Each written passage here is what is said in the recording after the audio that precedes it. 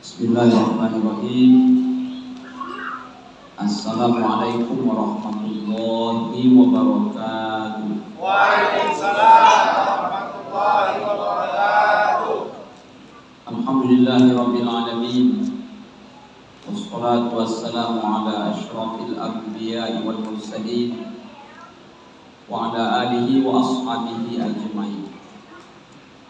Asyhadu an la ilaha illallah wahdahu la syarikalah wa asyhadu anna Muhammadan abduhu wa rasuluhu la nabiyya ba'dah.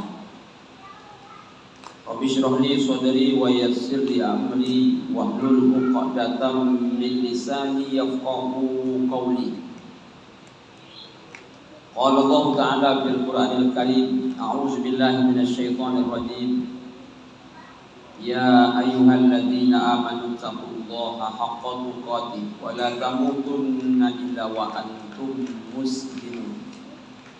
Wa qala aidan ya ayyuhalladzina amanu taqullaha wal tanzur nafsum ma qaddamat lighad wattaqullaha innallaha khabirum bima ta'malun. Yang kita muliakan dan semoga dimuliakan oleh Allah Ta'ala, Bapak Ketua Pengurus Masjid Al-Muhajirin, yang kita muliakan dan semoga dimuliakan oleh Allah Ta'ala, Imam Masjid Al-Muhajirin, bersama seluruh jamaah kaum muslimin, kaum muslimat, tamu-tamu Allah yang berbahagia. Mari kita ucapkan alhamdulillahirabbil alamin. Kita bersyukur dan memuji Allah Ta'ala yang terus menerus tak pernah putus-putusnya memberikan banyak nikmat untuk kita. Dengan bersyukur semoga kita semua senantiasa mendapatkan keberkahan dan keridhaan darinya. Amin ya rabbal alamin. Kita ucapkan pula salawat dan salam. Allahumma shalli ala Sayyidina Muhammad wa ala ali Sayyidina Muhammad. Kita mohonkan kepada Allah Ta'ala semoga senantiasa dilimpahkan kepada Nabi tercinta Muhammad sallallahu alaihi wasallam. Dengan banyaknya kita bersolawat, semoga syafaatnya dengan izin Allah Ta'ala kita peroleh nantinya di hari kiamat. Dan besar harapan kita, semoga kita semua bersama dengan baginda Rasulullah sallallahu alaihi wasallam di dalam surga. Amin ya rabbal alamin. Kaum muslimin, kaum muslimat, tamu-tamu Allah yang mulia. Hari ini hari Ahad malam Senin, tepatnya malam yang ke-13. Kita berada di bulan Muharram tahun 1445 Hijriah. Apa yang terasa oleh kita di antaranya adalah perjalanan waktu begitu cepat. Jarak waktu ke waktu terasa begitu dekat. Dalam hadis riwayat Imam At-Tirmizi dari Abu Hurairah radhiyallahu anhu bahwa jarak waktu ke waktu yang terasa dekat, perjalanan waktu yang terasa cepat, ini satu tanda di antara sekian banyak tanda kalau kiamat itu semakin dekat. Rasulullah SAW menyebutkan dalam hadis, la taqumus sa'ah hatta yataqarrabaz zaman. Kiamat tidak akan terjadi sampai jarak waktu terasa dekat. Wa taqulu sana kasyahri, sehingga setahun itu rasa sebulan. Wa yakunu syahru kal jumu'ati, sebulan rasa seminggu. Wa taqulu jumu'atu kal yaumi, seminggu rasa sehari. Wa yakunu yawmu kas sa'ati, sehari rasa 1 jam saja. Wa taqulu sa'atu qad daramat binnar, 1 jam itu saking cepatnya tak terasa. Nabi mengibaratkan bagai api membakar tandan-tandan kurma yang kering. Kapan Nabi ucapkan hadis ini? Sudah lama, 14 abad lebih yang lalu. Tapi hebatnya itu yang yang sedang terasa oleh kita sekarang. Jemaah tamu-tamu Allah, okey, katakan kiamat itu masih lama, dan kita insya Allah tak akan berjumpa dengan kiamat besar itu. Tapi ingat, kiamat kecil mungkin sudah sangat dekat dengan kita.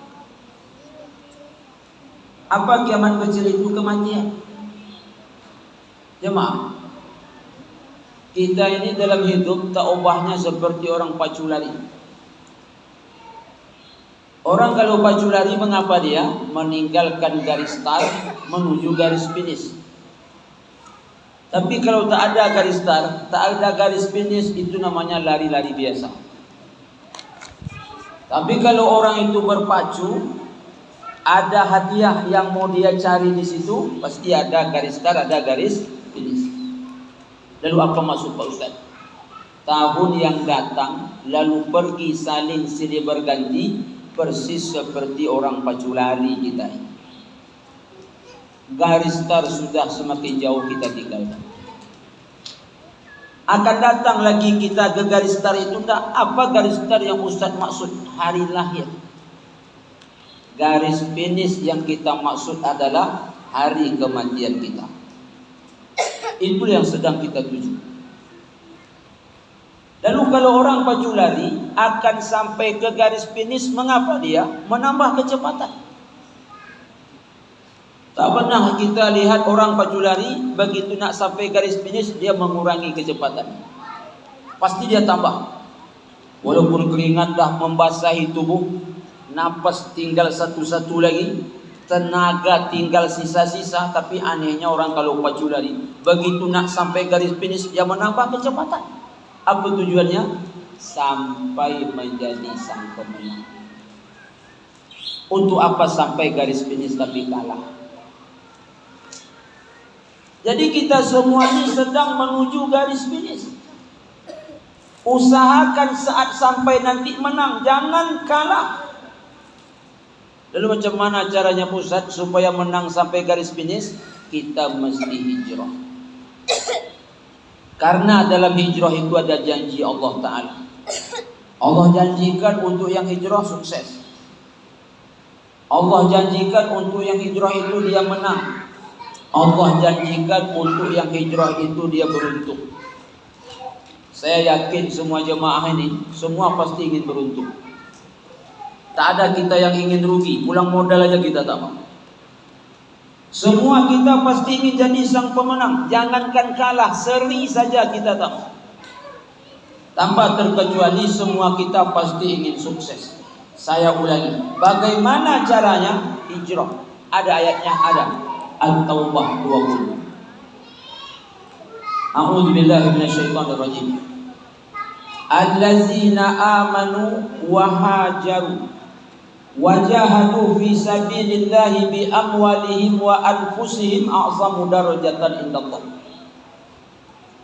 Orang-orang yang beriman dan berhijrah serta berjihad di jalan Allah dengan harta benda mereka, juga dengan jiwa raga mereka, a'zamu darajatan indallah, sangat mulia kedudukannya di sisi Allah. Wa ulaika humul faizun, itulah sang juara. Itulah orang-orang yang memperoleh kemenangan. Itulah orang-orang yang sukses. Jemaah, sang juara layak dapat hadiah. Lalu apa hadiah untuk orang ini? Surga. Kalau hadiahnya surga, yang memberikan pasti Allah Subhanahu wa ta'ala. Apa ayatnya? Ayat 21, lanjutan yang tadi. Yubashiruhum rabbuhum birahmatin min wa ridwan wa jannat lahum fiha na'imun muqim. Tuhan mereka menggembirakan mereka dengan cara mereka diberi rahmat dan ridha. Surga, mereka memperoleh dalam surga itu kenikmatan yang kekal abadi. Itulah hadiah untuk sang pemenang, yaitu surga. Yang memberikannya siapa? Allah Subhanahu wa ta'ala. Ustaz, ada bukti Ada. Apa buktinya? Yaitu Rasulullah Sallallahu Alaihi Wasallam dengan para sahabatnya radhiyallahu anhum ajma'in. Jemaah, ini kaji kita malam ini kaji lama nih jemaah. Bukan kaji baru Pak Ustaz. Tak. Saking lama ya, sudah berumur 1445 tahun. Jadi saya ulangi ini kaji lama. Kaji baru tak ada. Memang ada kaji baru tapi Persi Panji Gumilang. Zina halal asal bayar 2 juta, kan terbaru itu. Perempuan bakal akan jadi khatib, kan terbaru itu. Salat Id baik fitri atau adha boleh salat bersama orang-orang non muslim, itu kan kaji baru itu. Tapi saya tak menguasai kaji itu dan takkan pernah ingin untuk menguasai. Jadi malam ini saya ulangi, kita kaji lama saja. Jemaah, dulu Nabi Muhammad ketika di Mekah posisinya sampai ke titik paling lemah dan paling rendah. Nabi Muhammad dan sahabat dilimas, digilas, ditindas, disiksa, bahkan ada yang dibunuh. Nabi pun hampir kena bunuh. Tak ada azan yang bisa dikumandangkan ketika di Mekah, apalagi salat berjamaah. Jemaah tamu-tamu Allah yang mulia, Allah Ta'ala perintahkan Nabi Muhammad SAW dan para sahabat radhiyallahu anhum ajma'in untuk hijrah. Alhamdulillah, saya katakan tidaklah begitu lama, 8 tahun saja. Mengapa setelah 8 tahun Rasulullah SAW membawa 10.000 pasukan ke Mekah di bulan suci Ramadan? Mengapa Rasulullah dengan 10.000 pasukan ke Mekah di bulan Ramadan? Untuk menaklukkan kota Mekah dari bentuk segala macam kemusyrikan dan kebatilan. Saat itu jemaah yang berbahagia,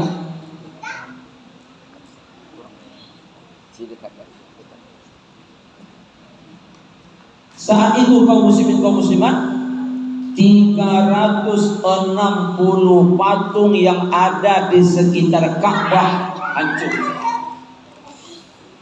Dalam Ka'bah ada patung Ibrahim dan Ismail saling tukar menukar anak panah, dihancurkan.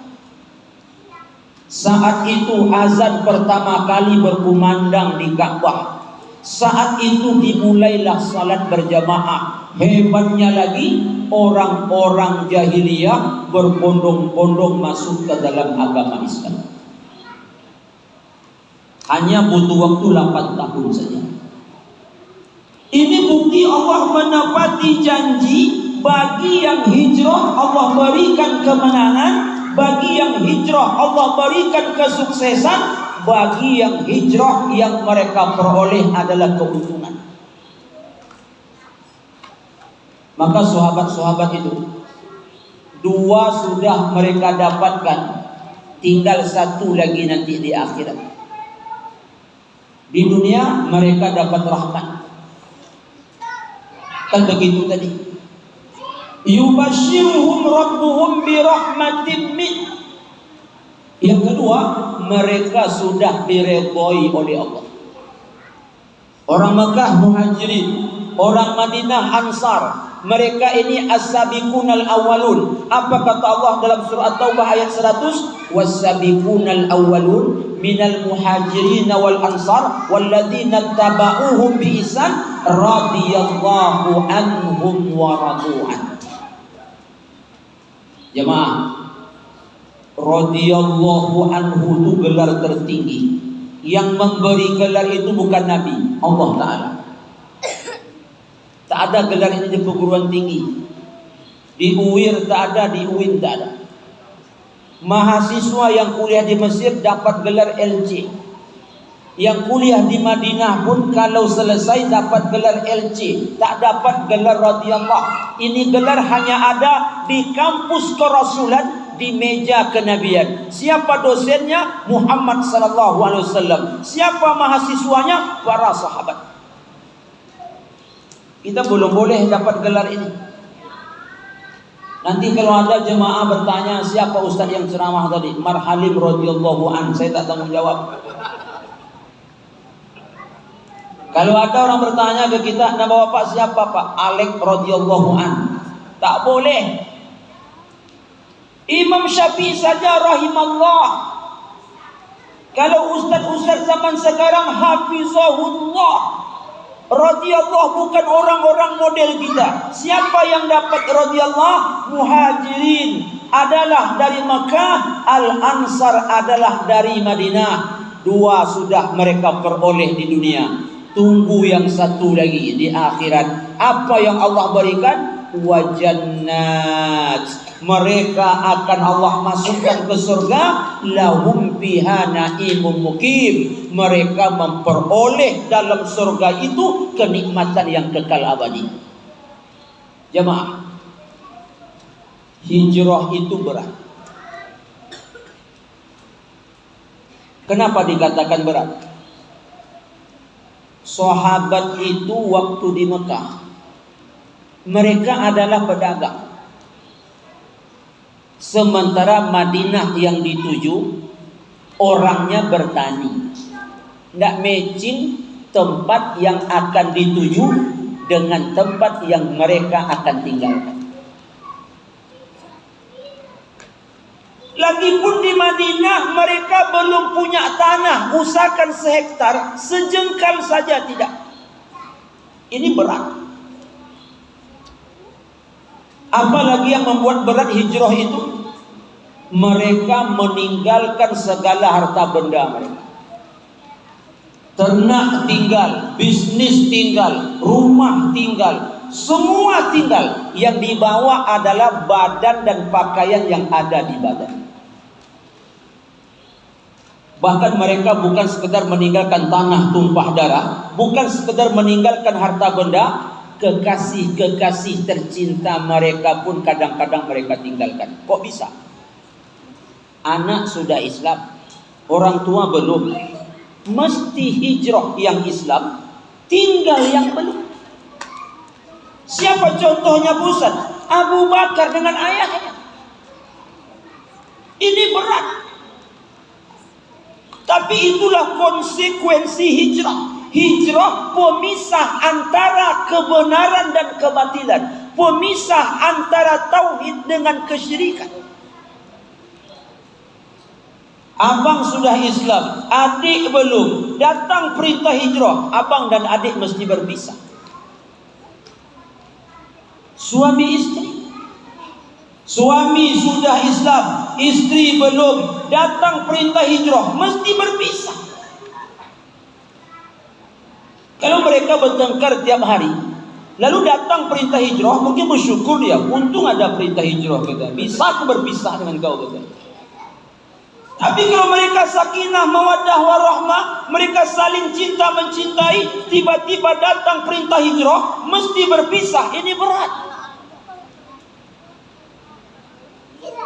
Apalagi jemaah, mereka hijrah bukan pakai bus pariwisata,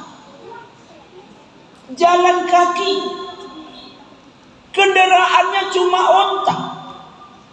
Berapa jarak yang ditempuh dari Mekah ke Madinah? 450 km.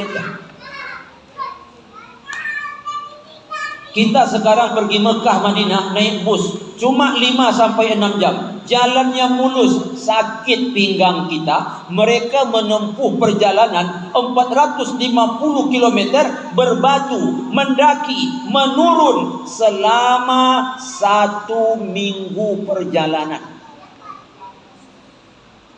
Ini berat. Kaum muslimin, tapi kenapa mereka berhasil? Mereka membawa roh jihad. Makanya kita tengok dalam Al-Quran, ketika Allah berbicara hijrah, Allah sering menyandingkan kata hijrah dengan jihad. Roh itu adalah roh itu adalah jihad. sementara hijrah itu adalah kendaraannya. Itulah yang membuat sahabat itu sukses untuk hijrah di jalan Allah Subhanahu wa taala. Yang berani hijrah secara terang-terangan itu cuma satu orang. Siapa Pak Ustaz? Umar bin Khattab radhiyallahu anhu. Umar ketika hijrah, dia berdiri di atas sebuah bukit. Nama bukit itu Jabal Abu Qubais. Apa kata Umar ketika akan berangkat hijrah? Wahai orang Quraisy, ini Umar mau hijrah. Ada yang berani melarang? Datang sini. Kalau ada ibu-ibu, kata Umar, yang ingin jadi janda, suruh suaminya melarang. Kalau ada suami yang ingin duda, suruh istrinya melarang.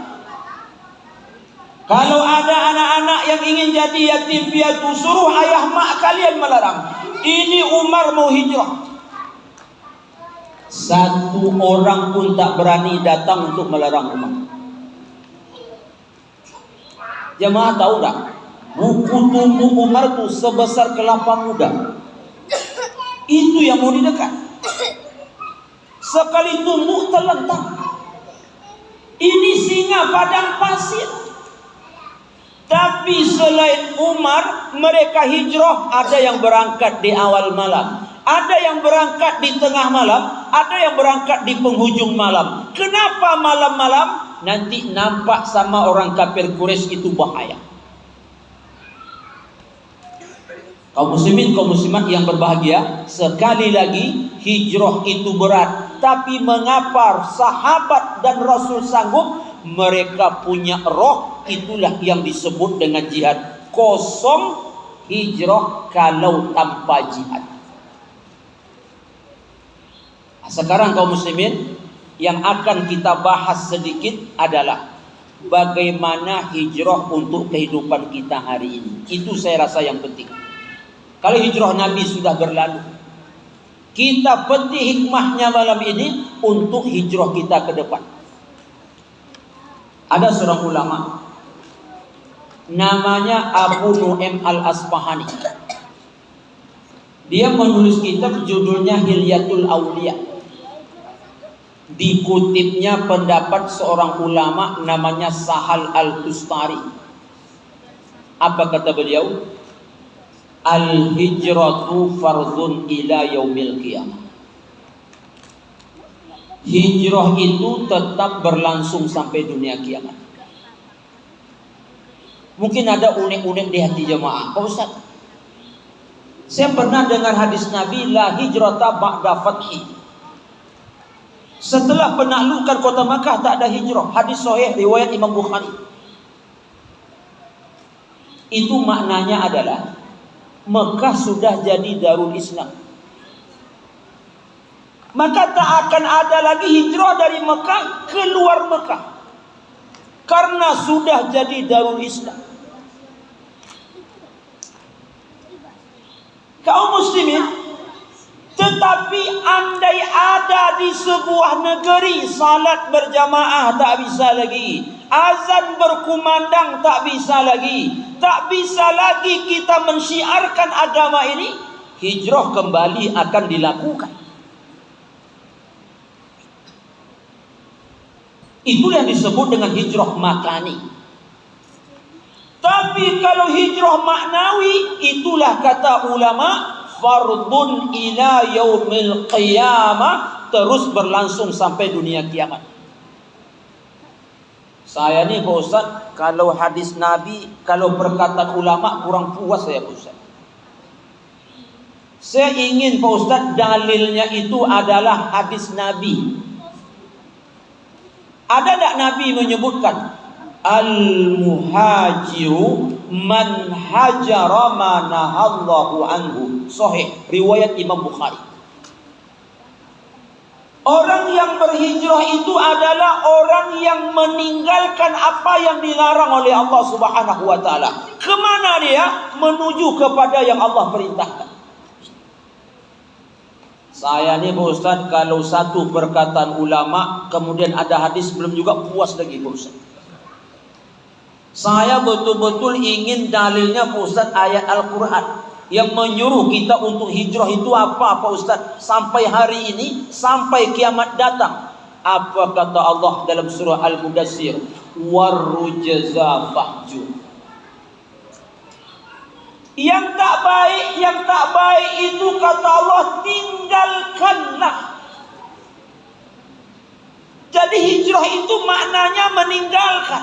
Begitu kata Allah, begitu kata Rasulullah, begitu kata ulama tadi. Lalu apa yang kita tinggalkan? Satu, minal maksiyah ila ta'ah. Dari kemaksiatan kita tinggalkan dia menuju kepada ketaatan. Lalu apa modal kita untuk hijrah ini? Banyak modal untuk hijrah. Yang pertama adalah kesehatan itu sendiri. Kan disebut tadi minal maksiyah ila ta'ah. Rasul juga telah menyebutkan meninggalkan yang dilarang oleh Allah. Kemana? Menuju ketaatan. Maka taat itu modal di antaranya adalah kesehatan. Jemaah, ini mohon maaf, kita nak kasih contoh. Umpamanya 1444 Hijriah. Ini umpamanya saja ini. Mengapa kita jarang kali tahajud? Ini contoh aja. Jangan sampai terulang lagi di 1445 Hijriah. Jangan sampai terulang lagi. Selamat tinggallah 1444 Hijriah. Sekarang selamat datang 1445 Hijriah. Mengapa saya akan taat kepada Allah Subhanahu wa taala? Apa bentuk ketaatan saya? Saya akan bangun. Kalaupun tidak tiap malam, mungkin lebih banyak bangunnya daripada tak bangunnya. Kalau begitu apa yang kita tinggalkan? Kemalasan kita. Ustaz, bagi tips lah Pak Ustaz, bagaimana supaya saya bisa bangun malam? Apa kata Rasulullah? Hadis sahih muttafaqun alaih. Kita bacakan maksudnya. Allah merahmati seorang suami yang bangun malam. Setelah itu dia bangunkan pula istri. Ketika istrinya tak mau bangun, maka dipercikkan air ke wajah istri. Sebaliknya apa kata Rasulullah? Allah merahmati seorang istri yang mau bangun malam untuk tahajud. Lalu ketika itu dia bangunkan pula sang suaminya. Ketika suaminya susah bangun, dia ambil air, dia percikkan pula ke wajah suaminya. Lalu mereka berdua malam itu bangun. Apa maknanya? Dari sini pahamlah kita, kalau nak bangun malam supaya tak sama dengan tahun kemarin, nak tidur mesti sediakan air. Ini serius. Suami satu gayung, istri satu gayung. Kalau takut tumpah, pakai semprot botol kiss spray. Mau tidur sepakat, bang. Nanti malam ini kalau Yayang duluan bangun, Yayang akan bangunkan abang. Tapi kalau nanti malam abang duluan bangun, tolong bangunkan Yayang. Mesti kita mulai malam ini andai belum. Tapi kalau sudah taat, hijrahnya istiqamah. Siapa yang duluan bangun nanti malam, ambil botol spray, percikkan. Pak Ustaz udah dipercikkan tak mempan Pak Ustaz, buka tutup botolnya siram. Buka tutupnya siram. Jangan sama juga dengan 1444 Hijriah. Mesti hijrah. Cara kedua yang Rasul ajarkan, supaya kita bisa bangun malam, mengapa kita? Rasul langsung contohkan, tidur di atas tempat tidur yang keras. Umar pernah menangis menengok Nabi bangun tidur. Kenapa Umar menangis? Punggung Nabi berbekas. Kenapa berbekas? Alas tidur Nabi keras. Saya yakin andai alas tidur Nabi itu empuk, Nabi tetap akan bangun malam. Tapi ternyata Nabi memilih alas tidur yang keras. Maka malam ini spring bed itu ditegakkan. Setuju? Alhamdulillah. Jadi kami Pak Ustaz suruh tidur di mana? Atas lantai. Tapi kalau selama ini kita tidur atas tempat tidur yang empuk, mudah bangun, tidak perlu atas lantai. Tapi bagi yang belum pernah dan ingin memulai malam ini, tegakkan kasur, tidur atas lantai, saya jamin bangun nanti malam. Saya jamin. Insya Allah bangun. Kenapa? Sakit-sakit punggung kawan tuh. Menjelang terbiasa, nanti sudah terbiasa kembali lagi di atas kasur empuk itu. Ini bukan cara mengada-ngada. Ini Rasul contohkan. Bukankah alar tidur Nabi itu keras? Bahkan kata Nabi, andaikan Uhud, kudoakan kepada Allah menjadi emas, Uhud jadi emas. Konon sekedar meminta tempat tidur yang empuk, kecil bagi Allah Ta'ala. Cara berikut, bagaimana supaya kita bisa bangun malam? Supaya bisa bangun malam tak dapat tidak, antar badan ini ke atas tempat tidur dengan doa. Ini mohon maaf ya Bang, kita yang beli spring bed, harganya mungkin jutaan, tapi syaitan numpang tidur di atas spring bed kita. Enak betul dia. Awak yang beli, dia numpang tidur sama kita. Ustaz kok tahu? Udah duduk kita, ditolaknya tertelentang nih. Bahkan sudah berdiri kita, ditariknya kita tertidur lagi. Siapa tuh yang punya kerja kalau bukan dia? Lalu bagaimana caranya ketika kita bangun dia tak dorong kita, ketika kita berdiri dia tak tarik kita? Jangan biarkan dia tidur di atas tempat tidur kita. Di mana dia tidur? Di sampah, tempat pembuangan sampah kita. Suruh tidur di dalam parit selokan kita. Caranya macam mana? Akan tidur baca doa. Baca dua ayat terakhir Al-Baqarah, baca Al-Baqarah 255, baca Al-Fatihah, baca Qul Huwallah sampai Qul A'udzu Birabbin Nas, baca doa, dijamin setan takkan tidur sama kita. Insyaallah dengan itu kita mudah bangun malam. Memang begitu hijrah di zaman ini. Cara berikut, ini teori saya.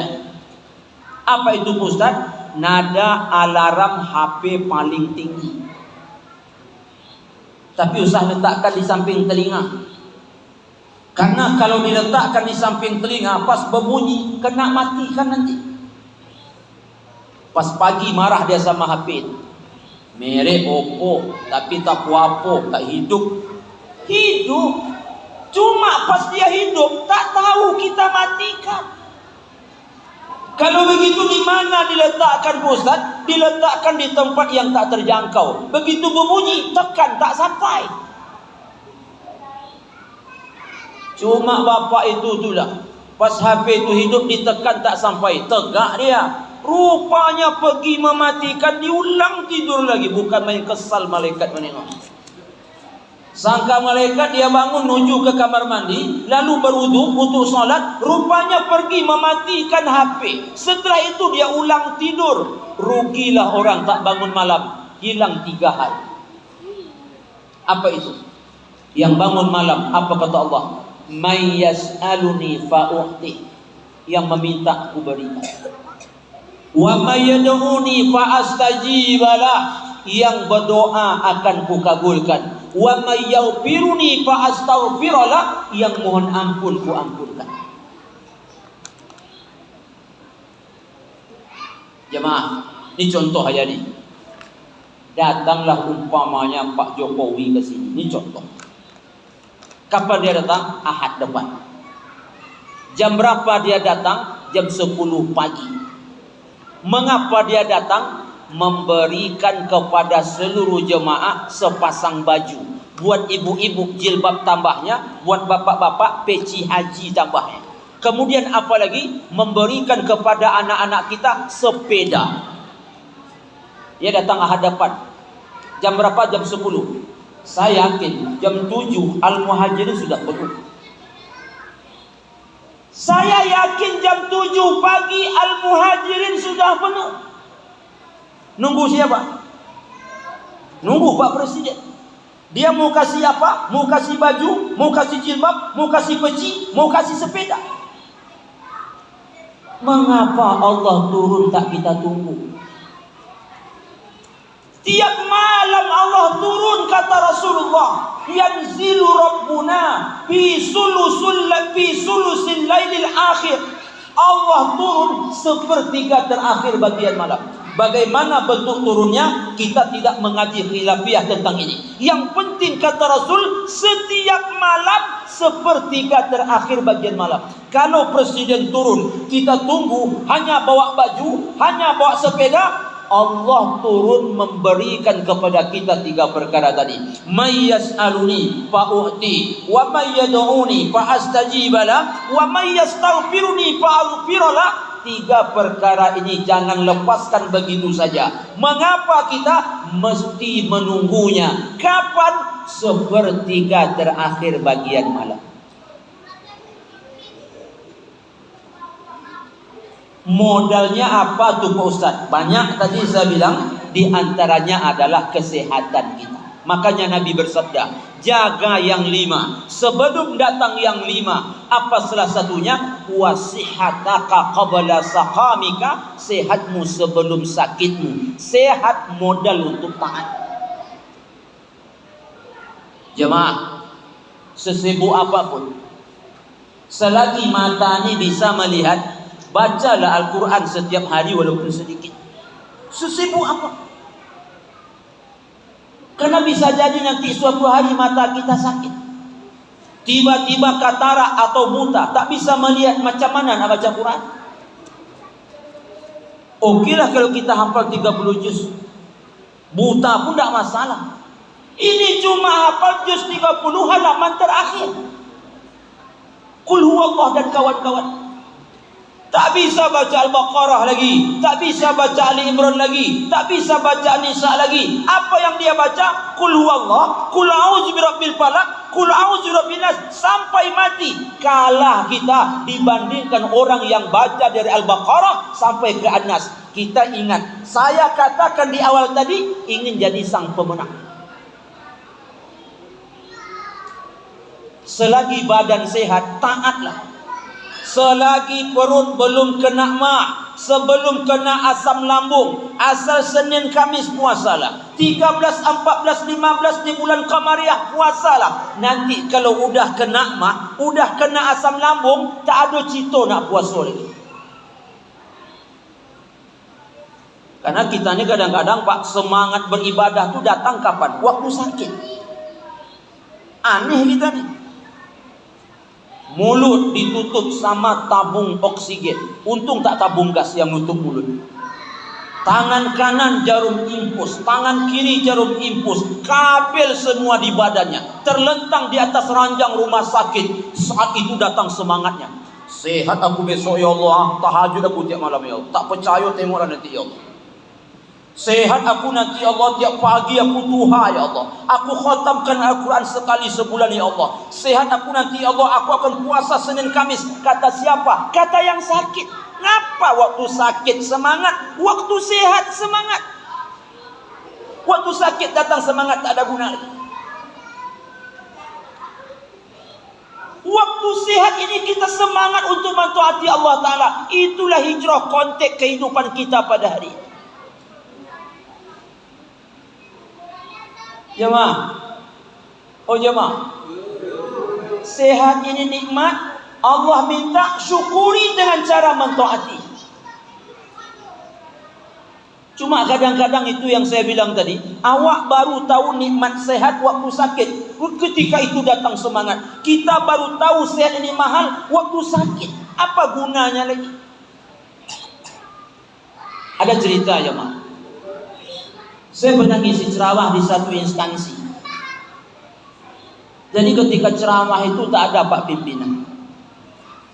Sudah ceramah bertanya saya kepada jemaah, mana Pak Pimpinan? Pak Pimpinan sakit Pak Ustaz. Sakit apa? Sakit jantung Pak Ustaz. Dia berobat ke Malaysia.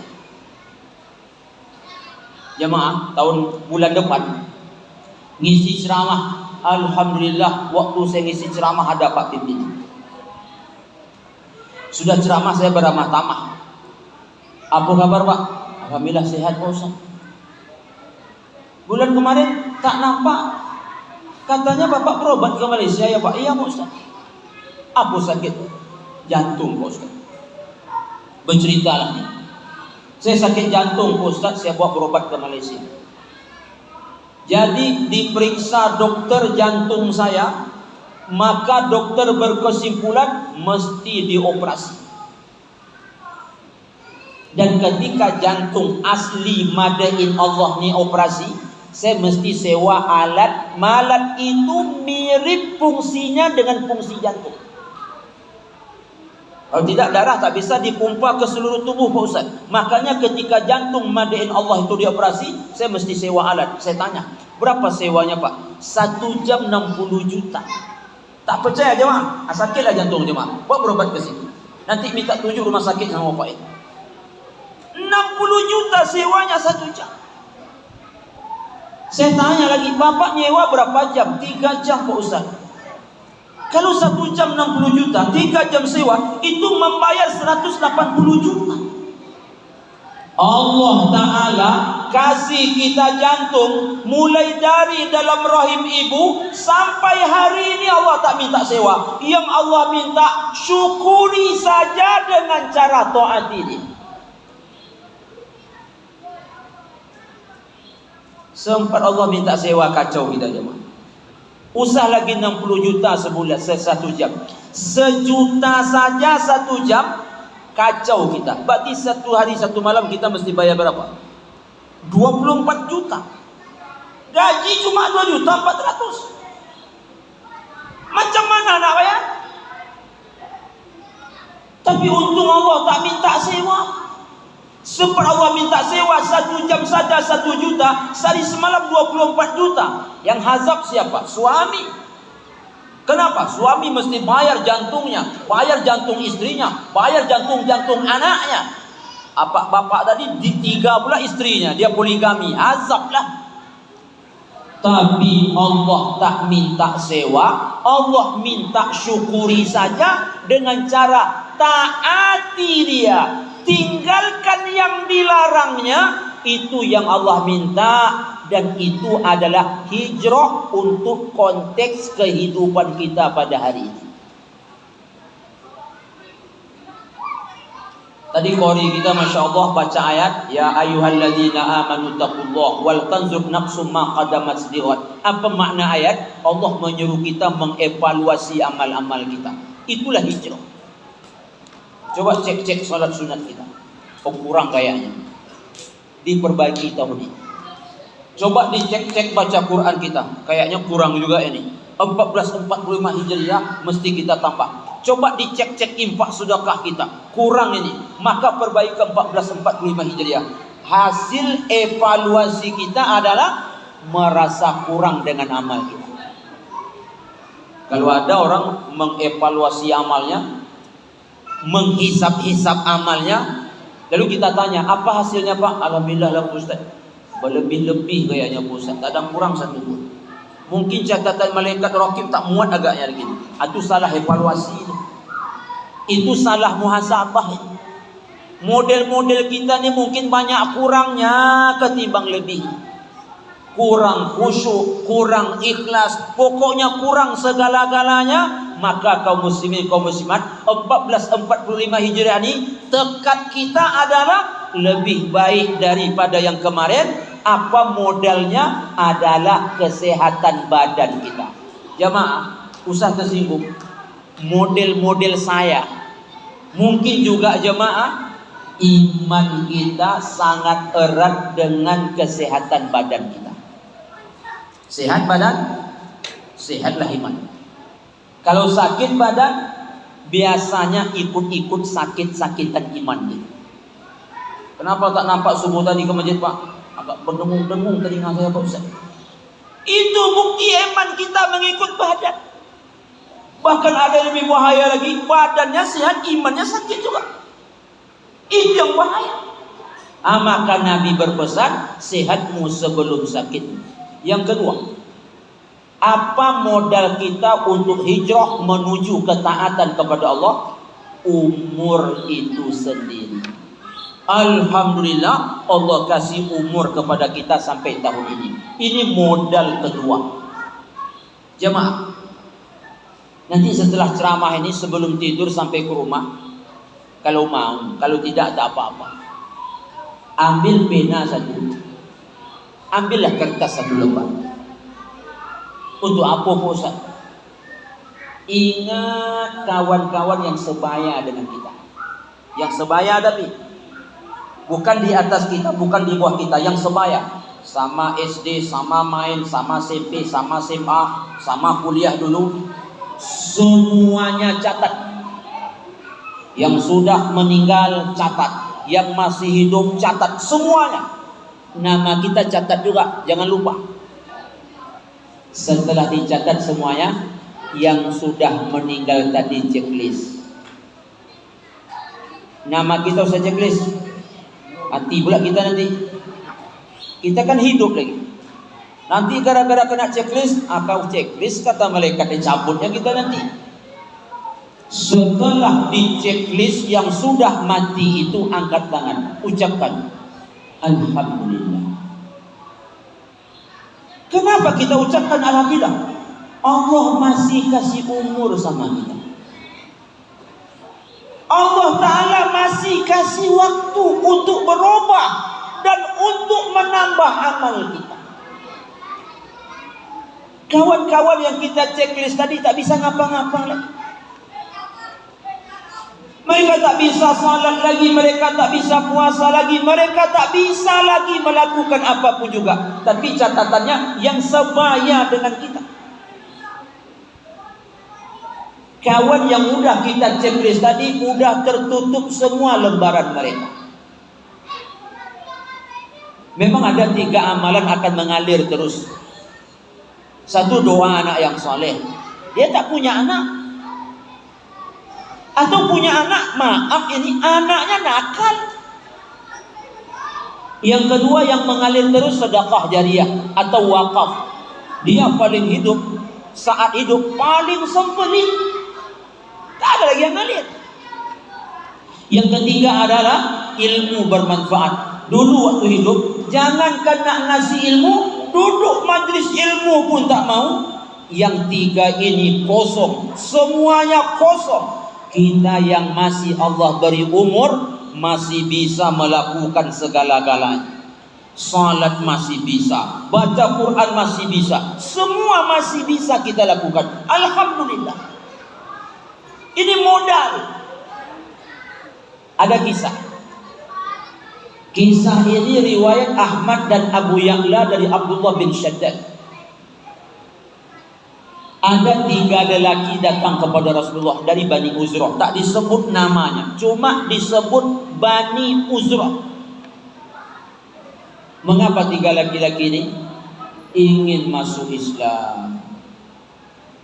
Singkat cerita, Rasul mengucapkan kepada mereka 2 kalimat syahadat dan mereka mengucapkannya. Asyhadu an la ilaha illallah wa asyhadu anna Muhammadan Rasulullah. Alhamdulillah, masuk Islam ketiga-tiga. Orang non-muslim masuk Islam itu namanya mu'alaf. Mu'alaf ini mesti diperhatikan. Kalau tidak diperhatikan, takut nanti berbalik kepada agama semula.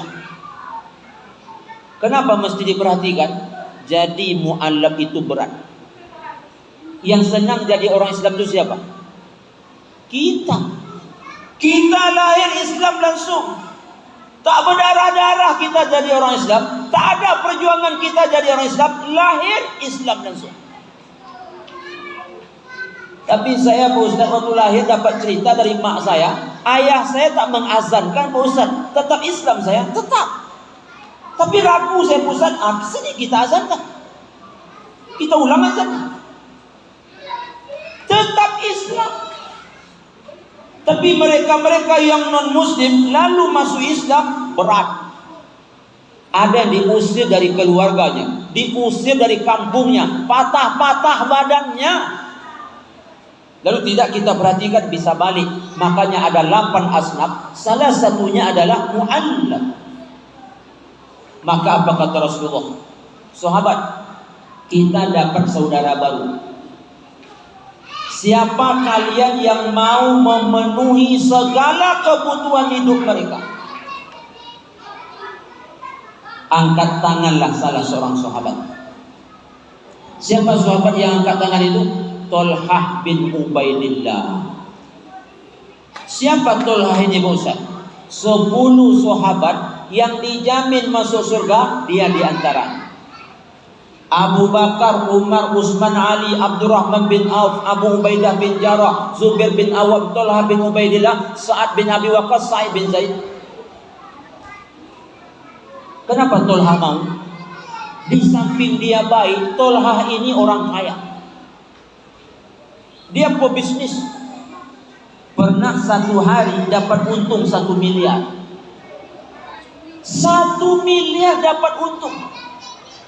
Pas pulang ke rumah, malam itu Tolhah tak bisa tidur. Tak bisa tidur Tolhah malam itu. Kenapa tak bisa tidur? Uangnya banyak. Awak tak bisa tidur karena tak ada uang. Dia tak bisa tidur karena banyak uang. Bertanya istrinya, "Bang, kenapa abang tak mau tidur?" Dengarkan jawaban Tolhah. Abang sangat risau kalau waktu subuh masuk, azan berkumandang, uang ini masih ada di rumah kita. Itu ternyata yang dia risaukan, yaitu lambat habis yang dia risau. Kalau awak cepat habis yang membuat kita risau. Jadi iman kita sama sahabat itu terbalik saja iman kita. Jadi apa yang dia risaukan lambat habis, kita risau kalau cepat habis. Bertanya istrinya, kalau begitu apa yang mesti kita lakukan malam ini? Ambil kantong-kantong di dapur, bawa ke sini. Diambil kantong yang ada di dapur, dibagi-bagi uang 1 miliar tadi jika dirupiahkan. Belum azan subuh berkumandang, uang itu sudah dibagi semua. Ya Allah, pantas 10 sahabat yang dijamin masuk surga dia di antara. Begitu gaya impak sedekahnya. Menjelang subuh uang 1 miliar habis. Apa kata Tolhah? Ya Rasulullah, mereka bertiga menjadi tanggung jawabku. Tinggallah mereka bersama Tolhah. Pada suatu ketika Rasul mengirim pasukan perang. Mendaftar salah seorang di antara mereka bertiga. Mendaftar, lalu pergi perang, bertempur, gugur, mati syahid. Ini cerita umur nih. Tinggal berdua. Setahun berikut Rasul kembali mengirim pasukan perang. Mendaftar lagi 1 orang. Pergi medan tempur, gugur, mati syahid. Tinggal 1 orang. Yang 1 orang ini di mana matinya? Di atas tempat tidur. Mana hebat? Mati syahid di medan tempur atau mati atas tempat tidur? Pasti lebih hebat mati syahid di medan tempur. Saya tak pernah ada baca hadis keutamaan orang mati atas tempat tidur, tak ada. Tapi yang ada adalah orang mati syahid di medan tempur itu banyak keutamaan. Apa di antaranya? Orang mati syahid dalam kubur tak ditanya lagi sama malaikat. Marabbuka itu tak ada lagi. Makanya orang mati syahid jangan dimandikan. Darah-darah segar yang mengalir, leher yang hampir putus, matanya yang dicongkel, bungkus pakai kain kapan, salatkan, kuburkan, usah dimandikan. Itu penyebab malaikat tak bertanya lagi kepada mereka. Ada saksi. Kalau ditanya malaikat, kenapa Pak Ustaz? Kena marah nanti. Merabuka pun tak nampak berdarah nih katanya. Tapi itu tak ada, itu tambah-tambah saya saja. Udah jelas berdarah-darah, tanya juga merebuka lagi, kan gitu. Kaum muslimin, kaum muslimat, yang mati atas tempat tidur tak ada keutamaannya. Mimpi Tolhah pada suatu malam. Apa mimpi Tolhah? Ketiga-tiganya masuk surga. Tapi yang disaksikan Tolhah adalah mimpinya, yang mati syahid belakangan masuk surga, yang mati atas tempat tidur duluan masuk surga. Bangun tidur, teringat mimpi, bingung Tolhah. Kenapa yang mati syahid belakangan, yang mati atas tempat tidur masuk surga duluan? Akhirnya dia datang kepada Rasul lalu bertanya, "Ya Rasulullah, aku mimpi tadi malam." "Apa mimpi?" "3 lelaki dari Bani Uzrah itu masuk surga ya Rasulullah." Kata Rasulullah, "Alhamdulillah, mimpi kau semoga benar. Tapi aku heran ya Rasulullah." "Apa yang kau herankan?" "Yang mati syahid belakangan masuk surga, yang mati atas tempat tidur jauh duluan di depan." Apa kata Nabi? "Apa yang kau herankan wahai Tolhah? Bukankah yang mati atas tempat tidur umurnya lebih panjang? Bukankah yang mati atas tempat tidur setahun lebih panjang dibandingkan yang syahid kedua? Bukankah yang mati atas tempat tidur umurnya lebih panjang 2 tahun dibandingkan yang mati syahid pertama? Berapa salatnya, berapa puasanya, berapa baca Qur'annya selama setahun, selama 2 tahun ini? Berapa zikirnya? Berapa infak sedekahnya? Itulah wahai Talha yang membuat dia menang dan pertama masuk surga dibandingkan kawan-kawannya yang mati syahid. Makanya Rasulullah bersabda, "Tuba liman tala umuruhu wa hasuna amaluhu." Bahagialah orang yang panjang umurnya, diisi umur itu dengan kebaikan. Makanya ada sahabat bertanya, hadis riwayat Imam At-Tirmizi dari Abdurrahman bin Abi Bakrah, "Ayyun nas khair?" Siapa manusia paling baik ya Rasulullah? Kata Rasul, "Man tala umuruhu wa hasuna amaluhu." Bertanya lagi sahabat, "Wa ayyunas syarr?"